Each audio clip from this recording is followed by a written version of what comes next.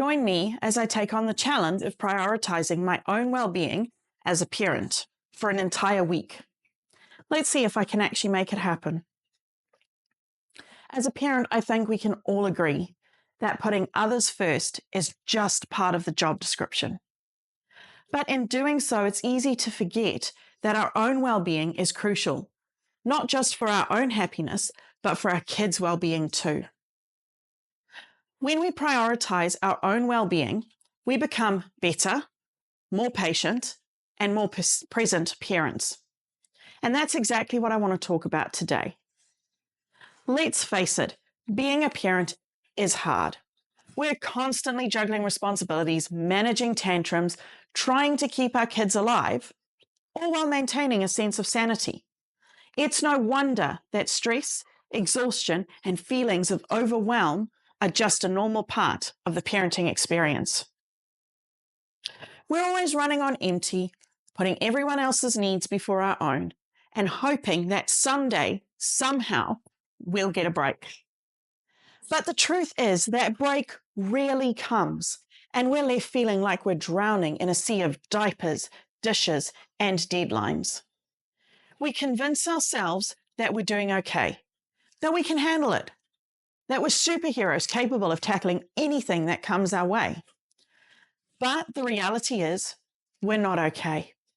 We're tired, we're burned out, and we're neglecting our own needs in the process. We're like the oxygen masks on an aeroplane, always putting others first, but forgetting to put our own masks on before helping our kids. We lose ourselves in the chaos of parenting, and before we know it, we're just going through the motions. We're not living, we're just existing. And that is a scary place to be, because if we're not taking care of ourselves, how can we possibly take care of our kids? So, how can we make time for self-care when we're already running on empty? One strategy is to learn how to say no. I know. It's hard to say no to our kids, to our partners, to our friends. But sometimes saying no is the only way to say yes to ourselves.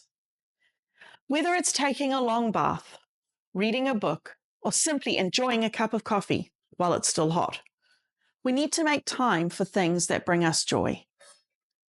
Another strategy is to prioritize our own needs. I know. It sounds selfish, but trust me, it's not. When we take care of ourselves, we become better parents. We're more patient, more present, more engaged. So what do you need? Do you need more sleep? Do you need more exercise? Do you need more time with friends? Whatever it is, make it a priority. You deserve it. I also want to talk about the importance of seeking support.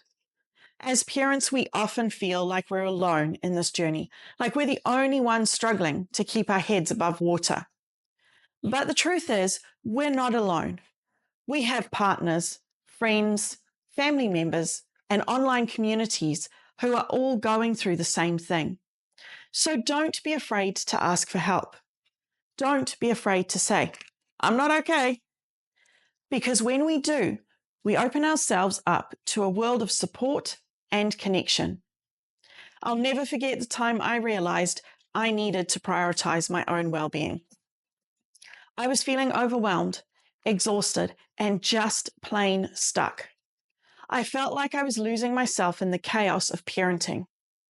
But then I started to take small steps towards self-care.